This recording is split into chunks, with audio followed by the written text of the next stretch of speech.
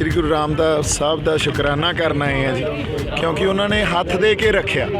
लगता ही नहीं सी इन्नी छेती बाहर आ जाएंगे।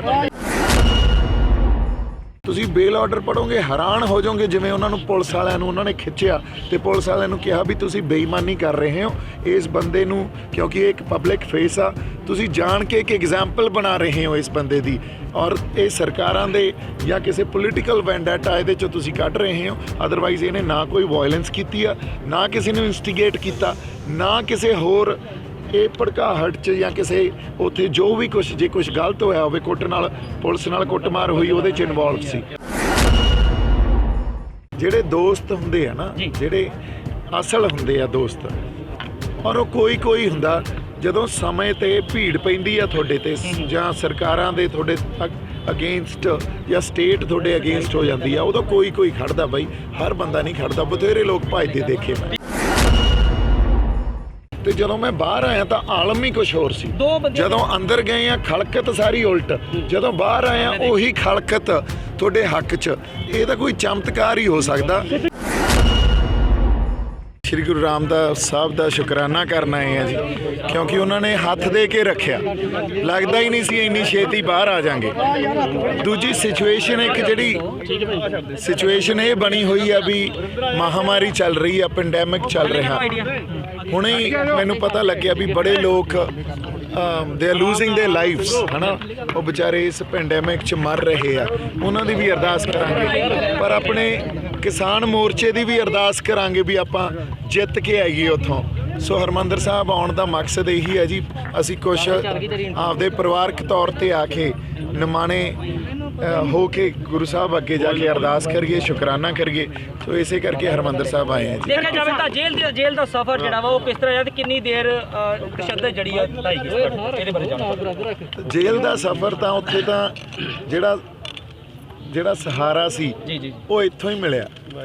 रोज़ अरदास करदा हुंदा सी, रोज़ श्री गुरु रामदास साहब नूं अरदास करनी, बाबा दीप सिंह नूं अरदास करनी, और उन्होंने कहना शहीदां ਸਿੰਘਾਂ ਦਾ ਪਹਿਰਾ ला के रखो, क्योंकि साडे मोर्चे च ते जेल तक मैं ये गल कहना भी प्रतख हुई है। यह गल शहीदां ਸਿੰਘਾਂ ਦਾ ਪਹਿਰਾ रहा, साडा वाल भी नहीं विंगा होण दिता बाई।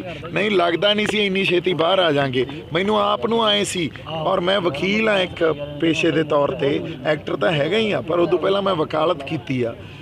मैनू आए सी भी 7-8 महीनों लई मिनीमम गए अंदर, पर जदों जिस तरह की ਆਪਾਂ ਕਾਨੂੰਨੀ ਲੜਾਈ ਵੀ ਲੜੀ ਆ, ਡਿਸਮਿਸ ਆਰਡਰ ਕਰਨ ਦਾ ਜਾਂ ਬੇਲ ਕਰਨ ਦਾ ਵੀ ਕੋਈ ਆਧਾਰ ਹੀ ਨਹੀਂ ਸੀ ਉਹਨਾਂ ਕੋਲੇ। ਕਿਸੇ ਤਰ੍ਹਾਂ ਦਾ ਕੋਈ ਐਵੀਡੈਂਸ ਨਹੀਂ ਪੁਲਿਸ ਕੋਲੇ। ਜੋ ਇਲਜ਼ਾਮ ਲਾਏ ਬੇਬੁਨਿਆਦ, ਮਤਲਬ, ਔਰ ਜੱਜ ਵੀ ਇਹੋ ਜਿਹੇ ਰੱਬੀ ਰੂਹਾਂ ਮਿਲੀਆਂ ਵੀ ਉਹਨਾਂ ਨੇ ਆਰਡਰ 'ਚ ਇਹ ਗੱਲਾਂ ਲਿਖੀਆਂ, एक गल क्लीयर की ऑर्डर च लिख के।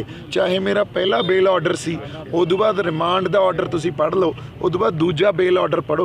तुसी बेल ऑर्डर पढ़ोगे हैरान हो जाओगे, जिवें उन्होंने पुलिस वालिਆਂ ਨੂੰ उन्होंने खिंचिया तो पुलिस वालिਆਂ ਨੂੰ कहा भी तुसी बेईमानी कर रहे हो इस बंदे नूं, क्योंकि एक पब्लिक फेस आ, तुसी जान के एक एग्जाम्पल बना रहे हो इस बंदे दी, और ये सरकारां दे या किसी पोलीटिकल वैंडेटा इहदे चों तुसी कढ रहे हो। अदरवाइज़ इहने ना कोई वायलेंस कीती आ, ना किसी नूं इंस्टिगेट ना किसी होर ਇਹ ਭੜਕਾਹਟ 'ਚ ਜਾਂ ਕਿਸੇ ਉੱਥੇ ਜੋ ਵੀ ਕੁਛ ਜੇ ਕੁਛ ਗਲਤ ਹੋਇਆ ਹੋਵੇ ਕੁੱਟ ਨਾਲ ਪੁਲਿਸ ਨਾਲ ਕੁੱਟਮਾਰ ਹੋਈ ਉਹਦੇ 'ਚ ਇਨਵੋਲਵ ਸੀ।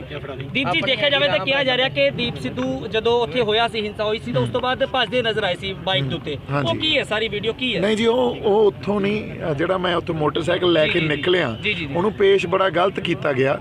ਉਹ ਸੁਖਦੇਵ ਦੇ ਢਾਬੇ ਦੇ ਸਾਹਮਣੇ ਜਦੋਂ मैं आके एक ट्रैक्टर पर बैठ के हिंदी च लाइव किया ना, वो इस करके किया सी क्योंकि नैशनल मीडिया ने बड़ी ही गलत तरह का नैरेटिव थ्रो करन लग गए सी। सो सुखदेव के ढाबे ते जदों मैं किया, उत्थे मेरे ते अटैक होया। उत्थे 15-20 बंदे ने अटैक किया। कुछ बंदे ने मैनू कहा बाई तू लड़ी ना, क्योंकि आप आपदे ही बंदियां नाल गालो गाली हुंदे चंगे नहीं लगते। वो गल सारी मेरे ते ही आ जानी सी भी तू निकल जा इत्थों। उत्थों मैं निकलिया, गां एक बंदे का मोटरसाइकिल लिया, वो तो उन्हों का नंबर लिया भी बाद च मोटरसाइकिल वापस भेज देंगे, वापस भी भेजा। वो सुखदेव के ढाबे तो मैं उतों मोटरसाइकिल लैके निकलिया, क्योंकि अदरवाइज़ उन्होंने या तो उन्होंने तो लड़ाई वो धार के आए सी भी ਇਹਦਾ ਕੋਈ ਨਾ ਕੋਈ ਨੁਕਸਾਨ ਕਰਨਾ। ਸਿੱਧੂ RSS BJP ਦੇ ਨਾਲ ਵੀ ਰਲਿਆ ਹੋਇਆ। ਉਹਦਾ ਹੁਣ ਇਲਜ਼ਾਮ ਲੱਗਦੇ 6 ਮਹੀਨੇ ਹੋ ਗਏ। ਹੈ ਨਾ। ਉਹ ਤਾਂ 6 ਮਹੀਨੇ ਹੋ ਗਏ ਇਸ ਇਲਜ਼ਾਮ ਨੂੰ ਲੱਗਦੇ ਇਹਦੀ ਕੋਈ ਬੁਨਿਆਦ ਨਹੀਂ ਆ, ਕੋਈ ਆਧਾਰ ਨਹੀਂ ਆ।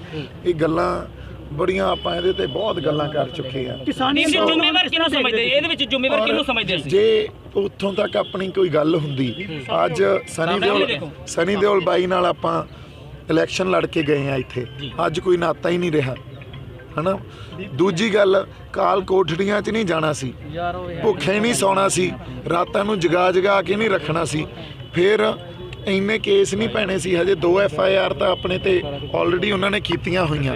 ਸੋ ਇਹ ਸਰਕਾਰਾਂ ਦੇ ਬੰਦਿਆਂ ਦੇ ਨਾਲ ਇਹ ਕੰਮ ਨਹੀਂ ਹੁੰਦੇ। ਕਦਮ ਤੁਸੀਂ ਚੱਲੇ ਜੇ ਨਾਲ ਇਲੈਕਸ਼ਨ ਦੇ ਵਿੱਚ, ਲੱਗਦਾ ਨਹੀਂ ਕਿ ਇਲੈਕਸ਼ਨ ਨੂੰ ਰਾਜਨੀਤੀ ਛੱਡ ਕੇ ਉਸ ਤਰ੍ਹਾਂ ਤੁਹਾਡੇ ਨਾਲ ਖੜਨਾ ਚਾਹੀਦਾ ਸੀ? ਦੇਖੋ, ਪਰਿਵਾਰਕ ਤੌਰ ਤੇ ਤਾਂ ਖੜਨਾ ਹੀ ਚਾਹੀਦਾ ਸੀ, ਪਰ ਉਹ ਪਰਿਵਾਰਕ ਤੌਰ ਤੇ ਖੜੇ ਹੋਏ। ਜਿਹੜੇ ਦੋਸਤ ਹੁੰਦੇ ਆ ਨਾ, ਜਿਹੜੇ ਅਸਲ ਹੁੰਦੇ ਆ ਦੋਸਤ, ਔਰ ਉਹ ਕੋਈ ਹੁੰਦਾ ਜਦੋਂ ਸਮੇਂ ਤੇ ਭੀੜ ਪੈਂਦੀ ਆ ਤੁਹਾਡੇ ਤੇ, ਜਾਂ ਸਰਕਾਰਾਂ ਦੇ ਤੁਹਾਡੇ ਅਗੇਂਸਟ ਜਾਂ ਸਟੇਟ ਤੁਹਾਡੇ ਅਗੇਂਸਟ ਹੋ ਜਾਂਦੀ ਆ, ਉਦੋਂ ਕੋਈ ਖੜਦਾ ਬਾਈ। ਹਰ ਬੰਦਾ ਨਹੀਂ ਖੜਦਾ, ਬਥੇਰੇ ਲੋਕ ਭੱਜਦੇ ਦੇਖੇ ਮੈਂ। ਸਾਰੇ ਤੇ ਮਾਹਿਰ ਕਿ ਦੀਪ ਸਿੱਧੂ ਪਾਰਟੀ ਬਣਾਉਣ ਜਾ ਰਹੇ ਨੇ, ਇਹਦੇ ਬਾਰੇ ਜਾਣੂ ਕਰੋ ਕੀ ਆ। ਨਹੀਂ, ਪਾਰਟੀ ਆਏ ਆ ਵੀ ਮੈਂ ਇਹ ਗੱਲ ਜ਼ਰੂਰ ਕਹਿਣਾ ਵੀ ਪੰਜਾਬ ਨੂੰ ਇੱਕ ਕੰਪਲੀਟ ਪੋਲੀਟੀਕਲ ਸਟਰਕਚਰ ਇਹੋ ਜਿਹਾ ਹੋਵੇ ਜਿਹੜਾ ਪੰਜਾਬ ਦੇ ਅਸਲ ਮਸਲਿਆਂ ਦੀ ਗੱਲ ਕਰੇ। ਸਾਨੂੰ ਉਹੋ ਜਿਹੀ ਕਿਸੇ ਪੋਲੀਟੀਕਲ ਲੀਡਰਸ਼ਿਪ ਦੀ ਜ਼ਰੂਰਤ ਆ, ਔਰ ਉਹ ਖੇਤਰੀ ਲੀਡਰਸ਼ਿਪ ਹੋਵੇ, ਕਿਉਂਕਿ ਪੰਜਾਬ ਦੇ ਮਸਲੇ ਖੇਤਰੀ ਆ। ਦਿੱਲੀ ਨੇ ਸਾਨੂੰ ਕਦੇ ਨਿਆਂ ਨਹੀਂ ਦਿੱਤਾ, ਦਿੱਲੀ ਨੇ ਸਾਡੇ ਮਸਲਿਆਂ ਨੂੰ ਕਦੇ ਸਮਝ ਕੇ ਉਹਨਾਂ ਨੂੰ ਕਦੇ ਸਾਨੂੰ ਸੁਲਝਾਇਆ ਨਹੀਂ। ਸੋ ਇਸ ਕਰਕੇ ਸਾਨੂੰ ਸਾਡੀ ਖੇਤਰੀ ਪਾਰਟੀ ਜਿਹੜੀ ਸਾਨੂੰ ਰਿਪਰੈਜ਼ੈਂਟ ਕਰੇ, ਸਾਡੇ ਲੋਕਾਂ ਦੇ ਜਜ਼ਬਾਤਾਂ ਨੂੰ ਰਿਪਰੈਜ਼ੈਂਟ ਕਰੇ, ਸਾਡੇ ਮਸਲਿਆਂ ਦੇ ਹੱਲ ਦੇਵੇ, ਉਹਦੀ ਬੜੀ ਜ਼ਰੂਰਤ ਹੈ। ਤੁਹਾਡੇ ਹੱਕ ਚ ਉਤਰ ਆਇਆ ਤੇ ਜਦੋਂ ਜ਼ਮਾਨਤ ਹੋਈ ਤੇ ਨੌਜਵਾਨਾਂ ਨੇ ਕਾਫੀ ਜਿਹੜਾ ਸੈਲੀਬ੍ਰੇਟ ਕੀਤਾ, ਲੱਡੂ ਵੰਡੇ, ਕਿਵੇਂ ਵੇਖਦੇ ਹੋ ਤੁਸੀਂ? ਭਾਈ ਜੀ, ਮੈਂ ਦੇਣ ਹੀ ਨਹੀਂ ਦੇ ਸਕਦਾ ਸਾਡੇ ਬੰਦਿਆਂ ਦਾ ਜੀ, ਤੇ ਮੈਂ ਸ਼੍ਰੀ ਗੁਰੂ ਰਾਮਦਾਸ ਪਾਤਸ਼ਾਹ ਦਾ, ਇਹਨਾਂ ਨੇ ਤਾਂ ਇੱਥੋਂ ਦਾ ਸ਼ਕਤੀ ਮਿਲੀ, ਇਹਨਾਂ ਨੇ ਸਾਨੂੰ ਹੱਥ ਦੇ ਕੇ ਰੱਖਿਆ, ਪਰ ਮੈਂ ਸਾਡੀਆਂ ਉਹਨਾਂ ਰੂਹਾਂ ਦਾ ਦੇਣ ਨਹੀਂ ਦੇ ਸਕਦਾ ਜਿਨ੍ਹਾਂ ਨੇ ਨਾਲ ਖੜ ਕੇ ਆਵਾਜ਼ ਬੁਲੰਦ ਕੀਤੀ। ਉਹ ਸਾਰਾ ਜਿਹੜਾ ਮੇਰੇ ਤੇ ਤੌਹਮਤਾਂ ਲਾਈਆਂ ਗਈਆਂ, ਉਹਨਾਂ ਤੌਹਮਤਾਂ ਨੂੰ ਖਤਮ ਕੀਤਾ। ਤੇ ਜਦੋਂ ਮੈਂ ਬਾਹਰ ਆਇਆ ਤਾਂ ਆਲਮ ਹੀ ਕੁਛ ਹੋਰ ਸੀ। ਜਦੋਂ ਅੰਦਰ ਗਏ ਆ ਖਲਕਤ ਸਾਰੀ ਉਲਟ, ਜਦੋਂ ਬਾਹਰ ਆਇਆ ਉਹੀ ਖਲਕਤ ਤੁਹਾਡੇ ਹੱਕ 'ਚ। ਇਹ ਤਾਂ ਕੋਈ ਚਮਤਕਾਰ ਹੀ ਹੋ ਸਕਦਾ। ਔਰ ਤੁਹਾਨੂੰ ਟਾਰਗੇਟ ਕੀਤਾ ਗਿਆ ਜੀ ਇਸ ਸਾਰੇ ਮਾਮਲੇ 'ਚ? ਹਾਂਜੀ, ਤੁਹਾਨੂੰ ਤੇ ਲੱਖੇ ਨੂੰ ਦੋ ਜਣਿਆਂ ਦੇ ਯੂਥ ਜਿਨ੍ਹਾਂ ਦੇ ਮਗਰ ਯੂਥ ਹੈਗਾ, 2 ਜਣਿਆਂ ਨੂੰ ਟਾਰਗੇਟ ਕੀਤਾ ਗਿਆ। ਕਾਰਨ ਕੀ ਸਮਝਦੇ ਸੀ? ਬਾਈ, ਪਤਾ ਕੀ ਹੁੰਦਾ, ਜਦੋਂ ਐਡੀਆਂ ਵੱਡੀਆਂ ਲਹਿਰਾਂ ਉੱਠਦੀਆਂ ਨਾ, ਉਹਨਾਂ ਲਹਿਰਾਂ ਦੇ ਵਿੱਚ ਲੋਕ ਕੁਝ ਚਿਹਰਿਆਂ ਨਾਲ ਆਈਡੈਂਟੀਫਾਈ ਕਰਨ ਲੱਗ ਜਾਂਦੇ ਆ।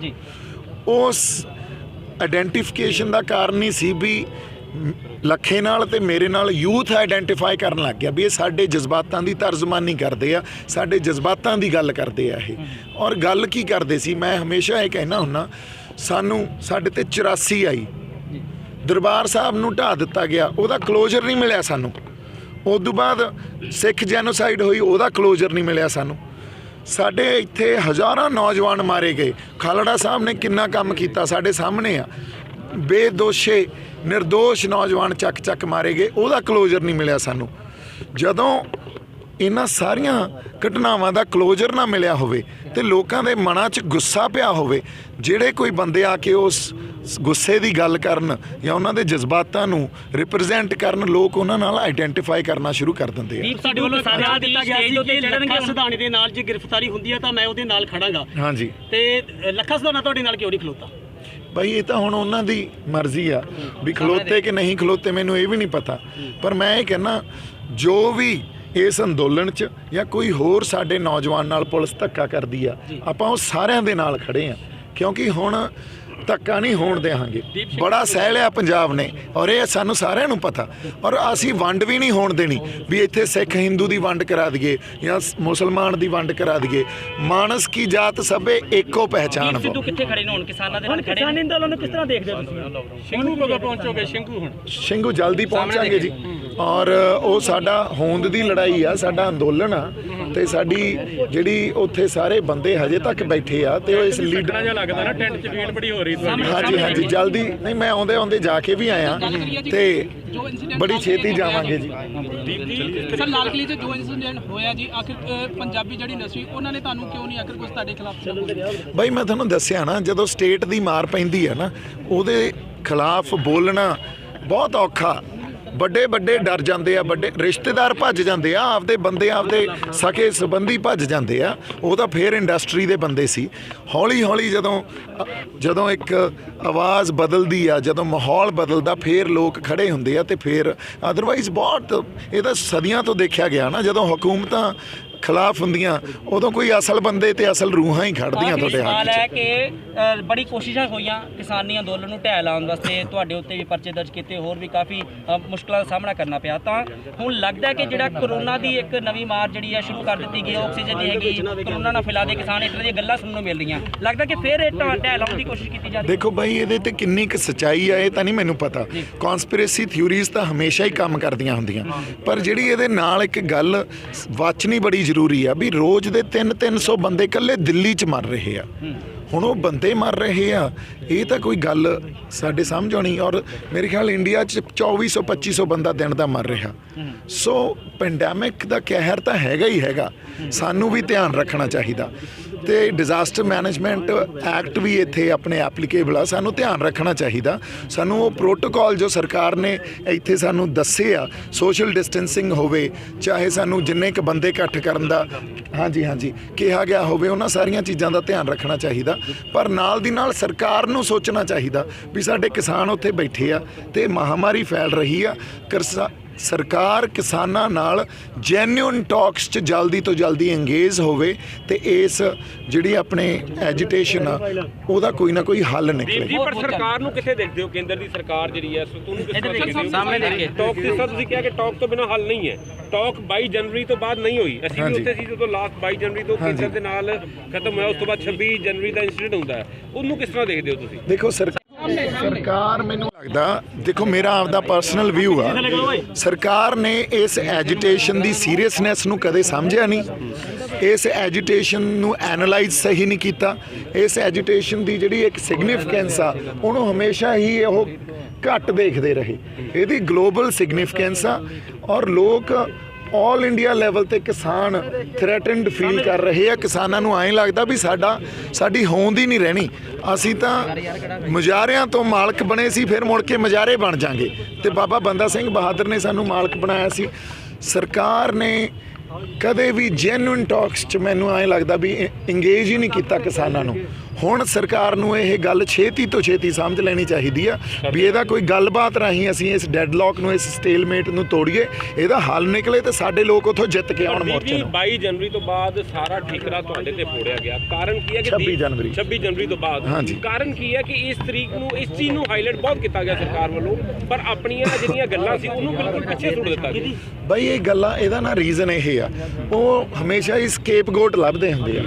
ਐਡੀਆਂ ਵੱਡੀਆਂ ਲਹਿਰਾਂ ਨੂੰ ਇੱਕ ਬੰਦੇ ਤੱਕ ਆ ਕੇ ਸੀਮਤ ਕਰ ਦੇਣਾ ਤੇ ਬਾਕੀ ਪਰਤਾਂ ਨੂੰ ਫਰੋਲਣਾ ਹੀ ਨਹੀਂ, ਇਹ ਹਾਂਜੀ ਚੱਲੀਏ। ਤਾਂ ਹਮੇਸ਼ਾ ਹੀ ਸਕੇਪਗੋਟ ਲੱਭਦੀਆਂ ਹੁੰਦੀਆਂ ਸਰਕਾਰਾਂ। ਸਰਕਾਰ ਨੇ ਇਹੀ ਕੰਮ ਹੁਣ ਕੀਤਾ। ਹਾਲਾਂਕਿ ਜੇ ਅਸਾਂ ਅੰਦੋਲਨ ਨੂੰ ਜੇ ਆਪਾਂ ਐਨਾਲਾਈਜ਼ ਕਰੀਏ ਤਾਂ ਇਹਦੀਆਂ ਇੰਨੀਆਂ ਕੁ ਪਰਤਾਂ ਸਾਹਮਣੇ ਆਉਣਗੀਆਂ, ਉਹਨਾਂ ਨੂੰ ਸਮਝਣ ਵਾਸਤੇ, ਉਹਨਾਂ ਦੀ ਗੱਲ ਕਰਨ ਵਾਸਤੇ ਕੋਈ ਆਪਣੇ ਵਾਸਤੇ ਲੰਬਾ ਟਾਈਮ ਚਾਹੀਦਾ। ਕਾਂਗਰਸ ਪਾਰਟੀ ਨੂੰ ਕਿਸ ਤਰ੍ਹਾਂ ਦੇਖਦੇ ਹੋ?